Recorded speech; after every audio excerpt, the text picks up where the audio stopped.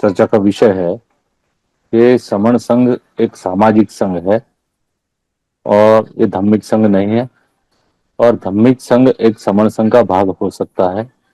और उसके साथ साथ जो धार्मिक संघ से जुड़े हुए हमारे संत है, जो भी हमारे संत साहेब है या जो भी हमारे दूसरे संत बने हुए हैं या जो भिक्षु संघ है, उनको एक पायदान हम ऊपर क्यों रखते हैं, ये हमारी चर्चा का विषय है। इस बारे में थोड़ा मैं प्रकाश डालना चाहूंगा कि समण संघ पहली चीज तो सामाजिक संघ क्यों है। ये सामाजिक संघ इसलिए है कि यहाँ हम सारे धर्मों को, जितने भी तथागत बुद्ध के बाद में जितने भी हमारे संत महापुरुष हुए जिन्होंने समणीय धर्म को अपनाया है और समणीय वाणी को उन्होंने बताया है, समणीय धर्म को बताया है, वो सारे संत जो है वो समणों के संत है। और साथ साथ अगर उनको भी हम लेते हैं, उनको भी मान्यताओं बहुत सारी हो गई हैं, अलग अलग मान्यता के मानने वाले संत हो गए हैं और उनको मानने वाले लोग हो गए हैं। तो वो सब जो है वो समण लोग हैं जो उनकी मान्यता को मानते हैं। तो समण संघ जो है एक सामाजिक संघ इसलिए है कि जो समाज के लिए, समाज के उत्थान के लिए, समाज के अधिकार के लिए, जैसे हमारे संवैधानिक अधिकार है, हमारे जो राजनीतिक अधिकार है, आर्थिक लाभ है, सामाजिक लाभ है, उस पे समण संघ काम कर रहा है। तो ये जो है ये टोटली हम धर्म को आगे नहीं रखते हैं, हम सारे मत मान्यताओं को हम मानते हुए चलते हैं। साथ साथ जो धार्मिक मान्यता के लोग हैं जो हमारे साथ में जुड़े हुए हैं, उन लोगों को भी हम मान्यता देते हैं, क्योंकि धम्म जो है हमको नीति, मैत्री और भाईचारा, प्रेम, मैत्री, ये सब चीजों को साथ साथ सिखाता है, साथ साथ लेके चलता है। तो उसको मानने वाले लोग भले ही अलग अलग मान्यता के लोग हो, पर सारे समणीय धर्म को मानने वाले लोग हैं।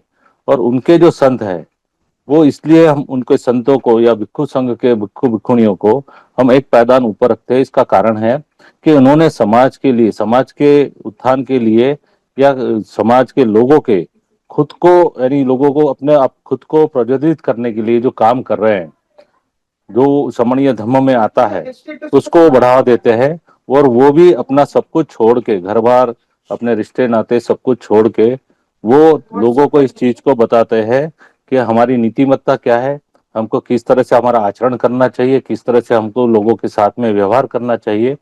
तो ये धर्म का काम है। तो ये धर्म का काम जो है, ये समणीय धर्म का काम ये वो लोग कर रहे हैं। इसलिए समण संघ जो है उसका एक भाग हो सकते हैं धर्म को मानने वाले लोग। और उनको जो मानने वाले लोग हैं, उनके जो संत पुरुष है, इसलिए एक पादान ऊपर रहते हैं कि समण संघ उन सभी संतों का, उन सभी महापुरुषों का आदर करता है जो अलग अलग मान्यता के लोग हैं। पर समण संघ सामाजिक इसलिए है कि साथ साथ लोगों के हक अधिकार, लोगों के जो समणीय लोगों को हमारे उत्थान के लिए जो काम करना है, सामाजिक है, राजनीतिक है, उस पर ज्यादा फोकस कर रहा है कि हम सब जब इकट्ठा हो जाएंगे तो एक साथ साथ हम ये काम भी कर पाएंगे। और ये एक हमारा काम भी रहेगा, धम्म का काम भी रहेगा। इसलिए समण संघ जो है इस पे काम कर रहा है कि सामाजिक संघ होते हुए धम्म के कार्य को वो मानता है, सभी धर्मों को मानता है जो समणीय धम्म है। मैं फिर से जोर देके कह रहा हूँ कि ये समणीय धर्म के मानने वाले लोगों को हम आगे बढ़ाते हैं कि ये काम हमारा भी है। तो ये मेरा आज का ये था, वक्तव्य था। इसमें अगर कोई त्रुटि हो तो संघ मुझे माफ करे, संघ मुझे माफ करे, संघ मुझे माफ करे। संघ ने बहुत सारी बातें बता दी जो मैंने को भी यही बात बोलनी थी वैसे तो। लेकिन सर मैं भी अपने तरीके से कुछ बताऊंगी कि समण संघ एक सामाजिक संघ है और धार्मिक संघ भी इसी का एक हिस्सा है। ऐसा क्यों, कैसे? और धार्मिक लेकिन धार्मिक समण समण भिक्षु और भिक्षुणियों की विभिन्न मान्यताओं से समण संतों में हम आम समणों के लिए एक पायदान हमेशा ऊपर, कैसे ऊपर है। तो समण संघ सर एक सामाजिक संघ तो है ही, कैसे? क्योंकि ये मनुष्य सामाजिक प्राणी है।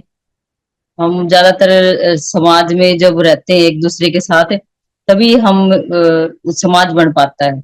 और ये समण संघ समाज के लिए काम करता है, समाज के जैसे हम, हमारे लिए काम कर रहा है, हम सब के लिए हर हर फील्ड की जानकारी देता है। और ये धमिक का इसलिए हिस्सा है क्योंकि इसी में से ही लोग धमिक में जाते हैं। और ये जो गोल्डन रूल है वो धम का ही एक तरह का हिस्सा है। वो जो 10 गोल्डन रूल है वो भी हमने धम्पद से लिए हैं, तो वो धम का एक हिस्सा है, इसलिए समण संघ को हम ऊपर रखते हैं। और जैसे धम में वो जो कानून कायदे हैं या उनके भिक्षुणियों के लिए वो अलग है। तो सर ये जो 10 गोल्डन रूल है इस पे भी बेस्ड है, तो इसलिए भी समण संघ का जो वैल्यू है वो बढ़ जाती है सामाजिक होने के नाते। और उसके बाद जैसे भिक्षु भिक्षुणियों के लिए अलग है, उनके रूल रेगुलेशन अलग है, लेकिन वो हमसे एक पायदान ऊपर कैसे, क्योंकि उनकी जो हम देखते हैं तो समाज में वो हमारे लिए एक आइडियोलॉजी बन जाती है, आदर्श बन जाते हैं कि ऐसे वो अपना जीवन यापन करते हैं मोह माया को त्याग के, हर चीज को द्वेष को, तो उनके अंदर वो चीजें नहीं होती। तो ये वो हमारे लिए इसलिए भी सर्वोपरि है कि वो हमारे धार्मिक काम को या धम के काम को आगे बढ़ाते हैं। उनका जैसे हमारा काम है समाज में प्रोग्रेस कराना, जैसे लोगों को जानकारी देना या समाज की जो अच्छी बुरी बातें हैं उनको हम खत्म करना, कुरीतियों को, जैसे पाखंडवादियों को, ऐसे ही उनका काम है कि धम्म के काम को आगे बढ़ाना और उसको कंटिन्यू आगे रखने के लिए अपने नियमों का पालन करना, ताकि वो हम आने वाले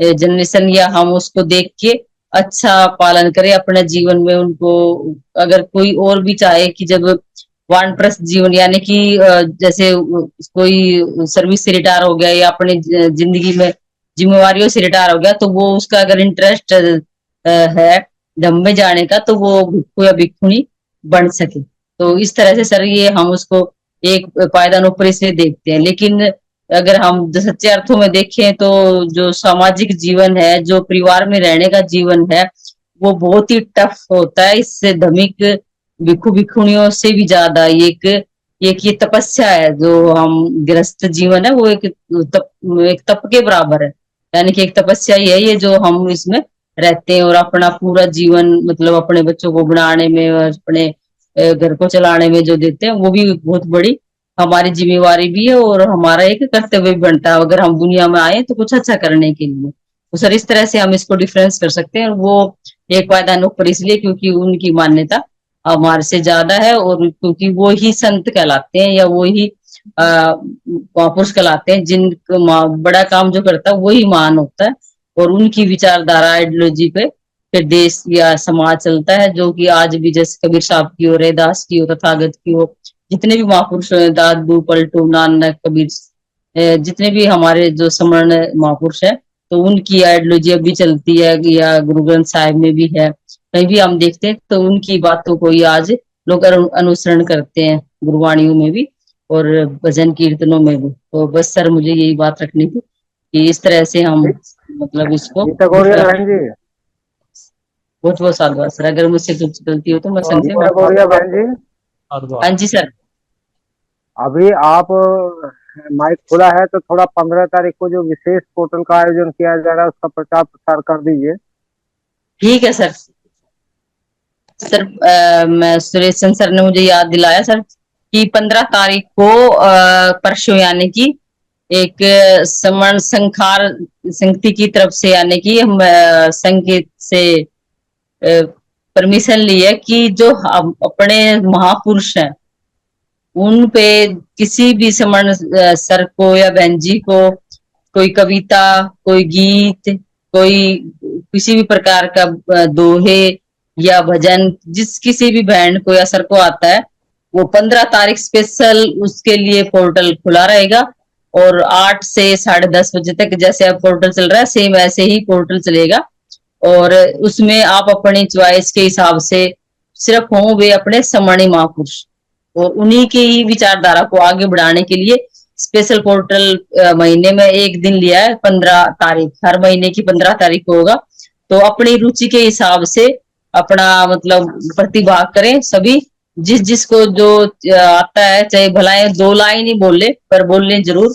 और उसमें बढ़ चढ़ के जब हम भाग लेंगे, हम अपने महापुरुषों की बातों को आगे बढ़ाएंगे। तो जैसे इनकी कपोल कथाएं जाती है, वायरल होती है, तो हो सकता है हमारे भी समण महापुरुषों की जो ओरिजिनल बातें हैं जो ओरिजिनल जो उनकी आइडियोलॉजी है, जो उन्होंने बात कही है, तो वो बाहर जा आए और खूब वायरल हो, खूब दुनिया में जाए और हमारे महापुरुषों के प्रचार प्रसार हो। और हमारे जो जितने भी महापुरुष काम करके गए हैं, जरूरी नहीं कि उनके जीवन काल में ही वो चीज बाहर आए। कभी कभार अभी देखो जैसे खुले फिल्म है, तो इतने 1.5 साल बाद उनके काम को ऊपर लेके आए, लोगों को जानकारी हुई कि माता सावित्रीबाई फुले, ज्योतिबा फुले या फातिमा शेख, ये भी ऐसे ऐसे महायोद्धा हुए हैं। तो ऐसे ही हमने वही बड़ी सोच रखे कि हमारे महासमणों का विचारधारा बाहर निकले। तो आप सबसे इतनी सी मेरी गुजारिश है कि आप सभी ज्यादा से ज्यादा प्रश्न पोर्टल पे अपना योगदान दें, प्रतिभाग करें। बस मैं संघ से यही रिक्वेस्ट करती हूँ, यही